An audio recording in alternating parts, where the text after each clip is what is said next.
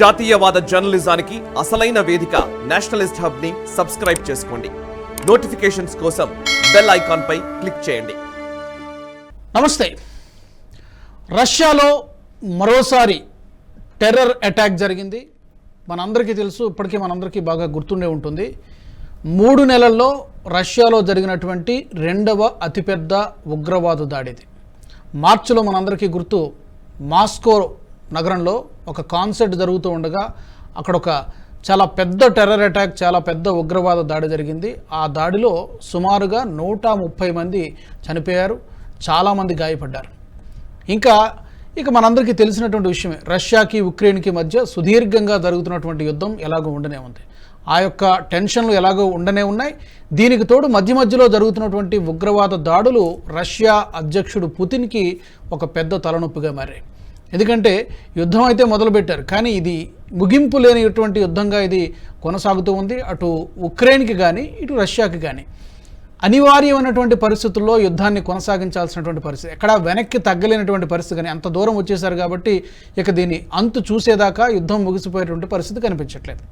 మరొక పక్క మాస్కోలో జరిగినటువంటి దాడి తర్వాత ఆ దాడిని మేమే చేశామని చెప్పి ISIS-K అనేటువంటి ఉగ్రవాద సంస్థ క్లెయిమ్ చేసుకోవడం జరిగింది. ఈ దాడికి మేమే బాధ్యులం అంటూ వాళ్ళు క్లెయిమ్ చేసుకోవడం జరిగింది. అయితే పెద్దగా ఆ సంస్థ ఐసిస్ వేరు, ISIS-K వేరు, రెండు వేరు సంస్థలు. చాలామంది ఐసిస్ అది ఒకటే అనుకుంటారు. బట్ ఆ దాడిని మేమే చేస్తామంటూ ISIS-K సంస్థ ప్రకటించుకుంది. చాలా కాలంగా యాక్టివ్గా లేదు ఆ సంస్థ వాస్తవానికి. బట్ అది నిజమా కాదా అవన్నీ ఇక వేరే అంశాలు. అయితే ఆ దాడి తర్వాత రష్యా అధ్యక్షుడు పుతిన్ కేవలం నామమాత్రపు చర్యలకే పరిమితమయ్యారు తప్పితే కఠినమైనటువంటి యాక్షన్ తీసుకోలేదు అనేటువంటి విమర్శలు అప్పుడు వచ్చాయి. ఇప్పుడు కూడా ఆ విమర్శలు కొనసాగుతూనే ఉన్నాయి. ఈ నేపథ్యంలోనే మరొకసారి తాజాగా రష్యాలోని 2 సినగాజెస్ అంటే జ్యూస్ యొక్క ప్రార్థనా మందిరాలు, అంటే ఇప్పుడు క్రిస్టియన్స్ ఏ విధంగా అయితే చర్చెస్కి వెళ్తారో, హిందువులు ఏ విధంగా అయితే టెంపుల్కి వెళ్తారో, అలాగే ముస్లింలకి మసీదులకు ఎలా అయితే వెళ్తారో, జ్యూస్కి ప్రార్థనా స్థలాలు ఈ సినగాజెస్ అంటారు. 2 సినగాజెస్, ఒకటి డెర్బెంట్ నగరంలో ఈ సినగాజెస్ ఒక సినగాజ్ మీద జరిగింది, ఇంకొకటి మకాచక్లా అనేటువంటి మరొక సినగాజ్ మీద అన్ఐడెంటిఫైడ్ గుర్తు తెలియనటువంటి వ్యక్తులు కాల్పులు జరగడం, దాన్ని నిప్పు పెట్టేశారు. ఆ 2 ప్రార్థనా స్థలాలకు కూడా నిప్పు పెట్టడం జరిగింది. మొత్తంగా ఈ జరిగినటువంటి ఈ టెర్రర్ అటాక్లో ఇప్పటివరకు అందుతున్నటువంటి అంతర్జాతీయ వార్తా ఛానళ్ల సమాచారాన్ని బట్టి, లేటెస్ట్ ఇన్ఫర్మేషన్ బట్టి 15 మంది నుంచి 19 మంది చనిపోయినట్టుగా మనకి సమాచారం అందుతుంది. ఇంకా లేటెస్ట్ ఇన్ఫర్మేషన్ రావాల్సి ఉంది.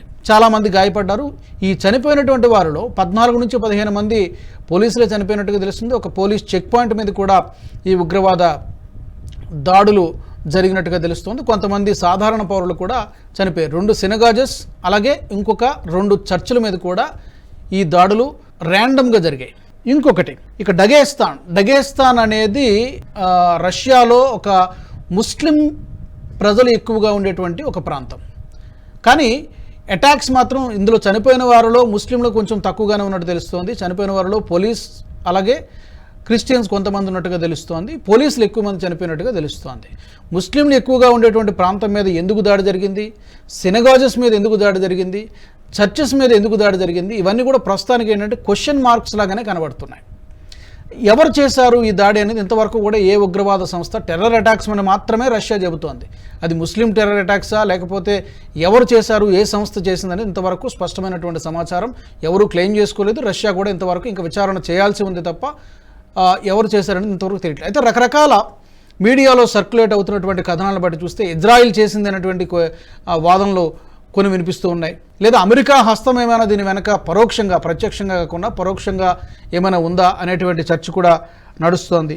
లేదా ఉక్రెయిన్కి రష్యాకి వార్ అనేది ఎలాగూ నడుస్తోంది, సుదీర్ఘకాలంగా నడుస్తుంది కాబట్టి ఉక్రెయిన్ ఏమైనా దీని వెనక, ఈ దాడి వెనక ఉందా అనేది ఇంకా తెలియాల్సి ఉంది.